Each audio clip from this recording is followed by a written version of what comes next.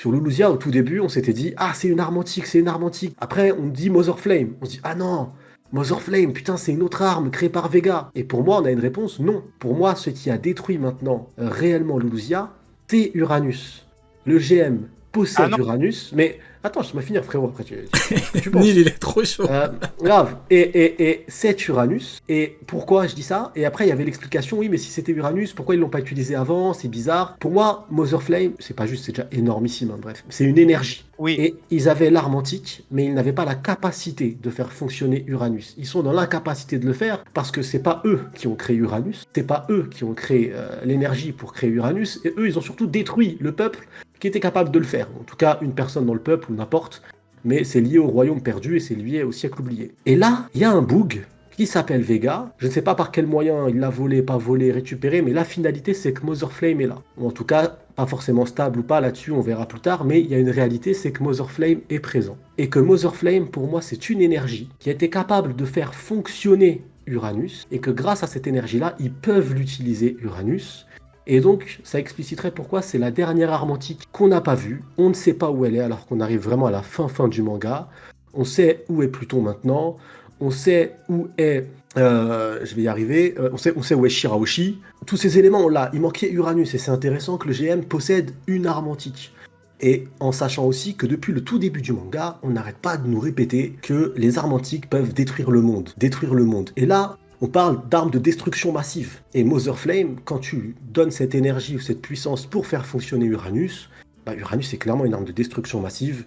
Et je pense que quand Vega parle du monde qui va être englouti, c'est sur l'utilisation à venir des armes antiques, qui quand tu vas les utiliser, comme on nous le dit depuis le début du manga, ont la capacité de détruire le monde. Nous, notre possibilité dans notre monde, quand on parle de l'arme nucléaire, c'est les radiations et l'impact que ça va avoir, ça va détruire l'environnement, on va se tuer petit à petit. Et dans le monde de One Piece, pour moi, l'utilisation des armes antiques détruit le monde, engloutit les terres, et le schéma de destruction est propre à l'univers de One Piece. Mais pour moi, je dis bien pour moi, du coup, Lulusia, c'est bien Uranus, et c'est pour ça que le GM, actuellement, ils se disent quand même qu'il y a un message. Le monde entier est en train d'apprendre des vérités que le GM essaye de cacher. Ils savent même pas, ils contrôlent pas, ils savent pas quel type de vérités vont se balancer, mais ils se disent Mother Flame est tellement important que on pourrait stopper le message en détruisant l'île, mais on ne le fait pas pour Mother Flame. Ça veut dire que Mother Flame est plus important que le message. Et ça veut dire que Mother Flame est nécessaire. Mother Flame est une énergie. À mes yeux, le GM, s'ils ont besoin d'une énergie comme ça, c'est pas pour qu'ils aient l'électricité EDF gratuit à vie. Pour moi, c'est pour utiliser une arme puissante qu'ils ont déjà, Uranus. Voilà, c'est mon point de vue. Très très bon Alors, monologue. J'aime beaucoup ce que tu proposes. Wanil. Ouais, mais c'était pour expliciter. Non, c'est De mon très côté- très intéressant. Ouais. De mon côté, je suis pas d'accord avec le fait que ce soit Uranus. On nous dit très clairement dans le manga que l'une des 3 armes antiques, à savoir Pluton, a la capacité de détruire une île physiquement. Et on peut pas avoir 2 armes antiques qui ont exactement la même capacité. On l'a vu avec Poséidon, du coup, qui permet donc d'avoir des armées quasiment invincibles, les rois des mers. Là, on a très clairement donc Mother Flame qui, comme je le dis, a été volé au peuple antique, et Vegapunk a pu avoir accès à cette connaissance de par le biais du docteur Tsukimi de Baltimore, puisque c'est lui qui a créé les Spacey qui sont allés sur la Lune.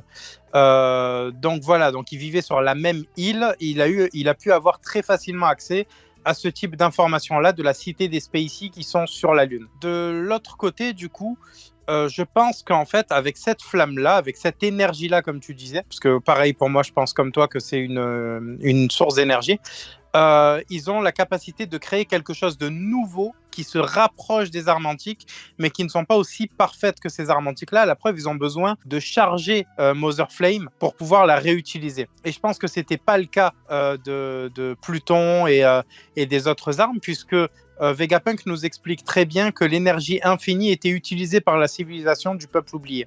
Donc déjà, moi je pense qu'à partir de là, on a juste un nouveau truc, une nouvelle arme créée par soit Vegapunk, soit par le gouvernement mondial, qui utilise l'énergie de Mother Flame et qui a permis de détruire donc Lulusia. Ok, ben en tout cas, vos 2 théories ou vos 2 idées, hypothèses, on appelle ça comme on veut, sont très intéressantes. Maintenant, ce qui intéresse tout le monde, c'est que globalement, même si dans la forme, c'est pas exactement la même chose, parce que t'as une arme antique, t'as une nouvelle arme, mais dans le fond, on a techniquement deux choses qui font qu'on a une puissance de feu extraordinaire de la part du GM. Et donc, que ce soit Uranus ou que ce soit une nouvelle arme, le fait est que Mother Flame, c'est surtout utilisé par eux pour avoir quelque chose qui permet de détruire a priori ce qu'ils veulent. Ouais, et quelque chose qu'ils n'ont pas, ça veut dire. Voilà. Donc honnêtement, Et pour ouais. moi, que ce soit l'une ou l'autre, les deux... Moi, ce que je voulais dire, c'est que je note le fait que pour eux, Mother Flame, c'est un truc de fou. Clairement, il lui a crié dessus, il a crié sur son collègue, il a dit surtout pas, faut pas détruire le truc parce que Mother Flame, on en a besoin, on l'a répété 50 fois, Ouais. Im a besoin de Mother Flame. Donc, je partais plus sur, comme tu l'avais dit, Sony, sur le côté Uranus, on en a absolument besoin. Mais, même si c'est une nouvelle arme, ils en ont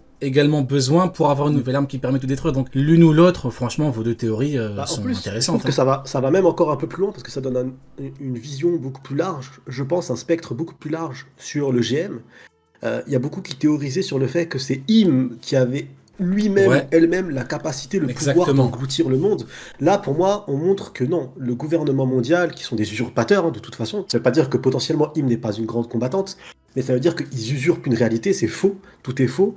Et que du coup, elle n'a pas la capacité de détruire ce monde ou d'engloutir ce monde, et que même elle est soumise à cette capacité, à cette énergie nécessaire, et comme je le disais tout à l'heure, eux, ils n'ont pas besoin de DF à volonté. Si ils ont besoin de cette énergie, c'est juste pour un pouvoir de destruction, et rien d'autre.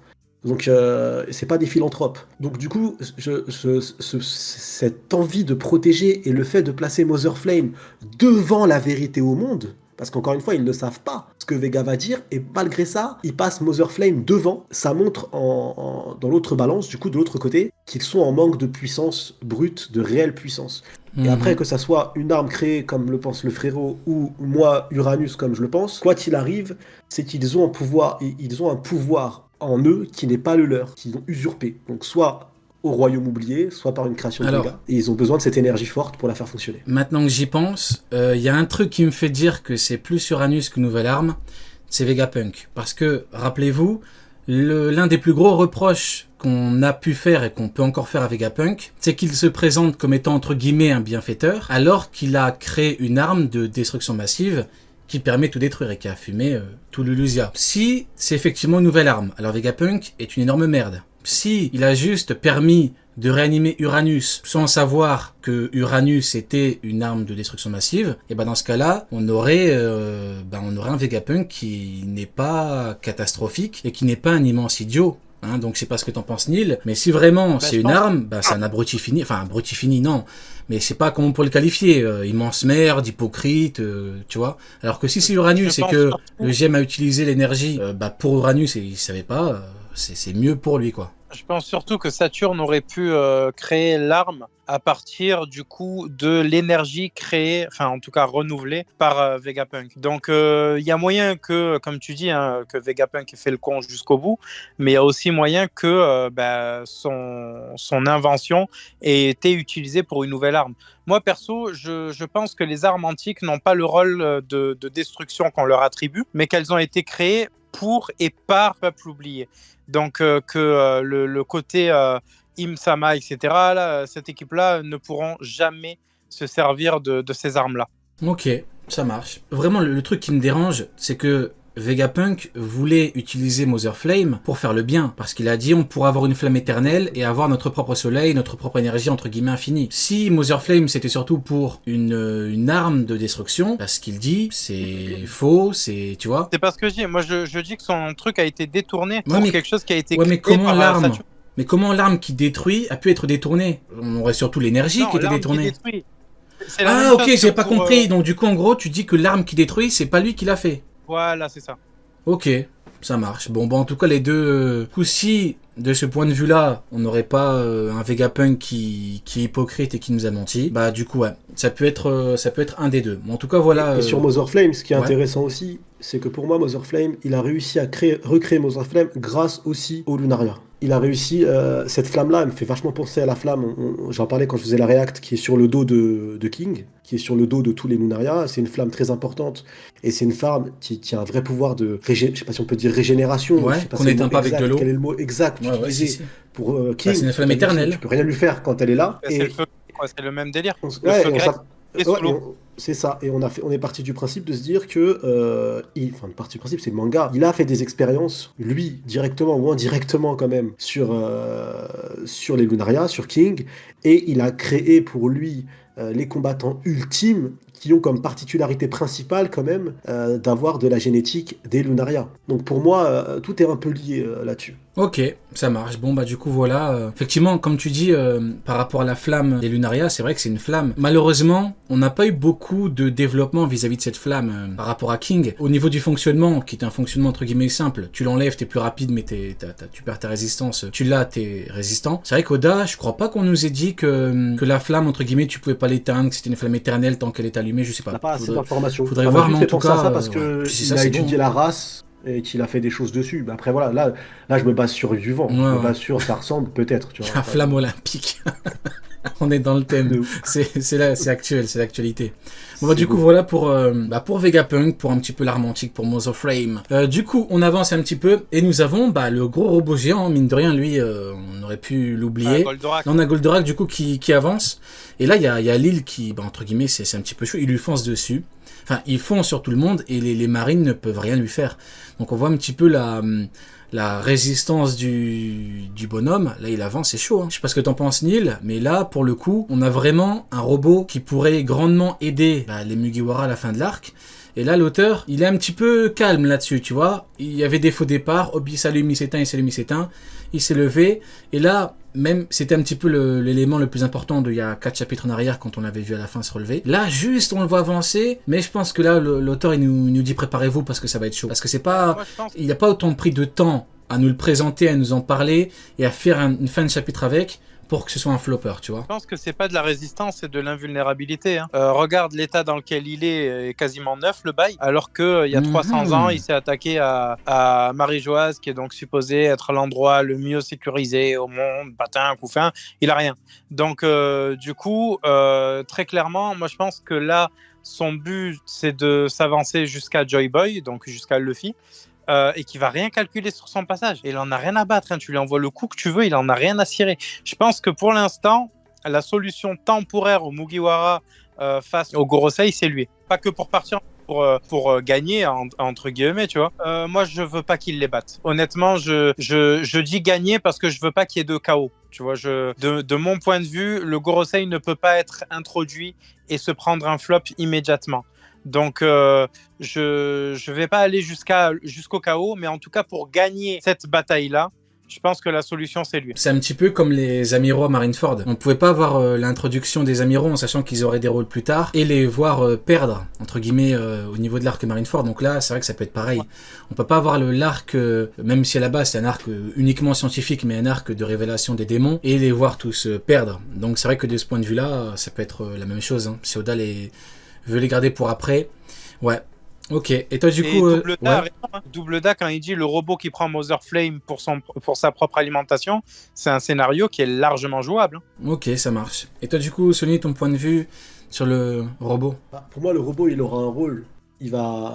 Luffy va pas comprendre, mais le robot va essayer de se rattraper pour ce qu'il n'a pas fait, je pense, à l'époque où Joy Boy a perdu. Donc son objectif, je pense exactement comme le frère O'Neill, il va permettre à Luffy de pas se faire capturer, parce que là, clairement, il n'est pas du tout en position de force, Luffy, et les géants ne peuvent réellement pas l'aider, et leur objectif, c'est de s'enfuir, là, c'est tout. Donc je pense que ils n'arriveront pas à échapper aux membres du Gorosei sans l'intervention extérieure du robot. Donc tant que le robot n'intervient pas, ils n'arriveront pas à réellement fuir. Il n'y a aucun coup qui fonctionne, rien ne marche, ils sont en supériorité numérique, c'est très compliqué. Luffy, on n'y est pas encore, mais il a relancé encore un Gear 5, encore une fois alors qu'il l'avait perdu. La situation vraiment pour les Mugiwara, elle est vraiment difficile actuellement, elle est vraiment difficile. Donc pour moi le robot est pareil, je pense que si on a un mini flashback, quand le robot va voir Joy Boy, ce sera une case un peu floue sur un échange entre Joy Boy et lui dans le siècle oublié, mais ça sera flou. Parce que ça, on verra exactement ce qui sera passé quand ils arriveront à l'Octel, avec un vrai flashback structuré, mais il va juste permettre, sans explication concrète envers Joy Boy, donc envers Luffy, de stopper les membres du Gorosei et de permettre à Luffy de partir. Pour moi, son rôle, il est là et il n'est pas ailleurs. Je vois que ça comme utilité Ça actuellement marche. et ça n'aura de sens concret, son action, que quand on sera à l'Octel. Bon, on est tous d'accord. Maintenant, je voudrais juste revenir rapidement sur Mother Flame, parce que Vegapunk, il est au courant que Mother Flame, c'est l'énergie dont a besoin le GM. Il a écouté la conversation avec le Gorosei et tout, donc il est au courant de tout. Mais moi, je me demande s'il a pas un plan spécifique pour transporter Mother Flame, ou pour, je sais pas moi, l'autodétruire, ou parce que concrètement, il savait qu'il allait mourir, il connaissait les risques, il a même dit à Dragon, je sens que je vais bientôt mourir, donc on est au courant de tout ça. Mais est-ce que ce serait pas dommage que cette arme revienne au GM si les Mugiwara partent? Donc moi je me demande s'il a pas anticipé, s'il a pas prévu un plan spécial. Parce que là pour le coup, si les Mugiwara partent, alors que là ils sont en condition, c'est quand même compliqué, hein.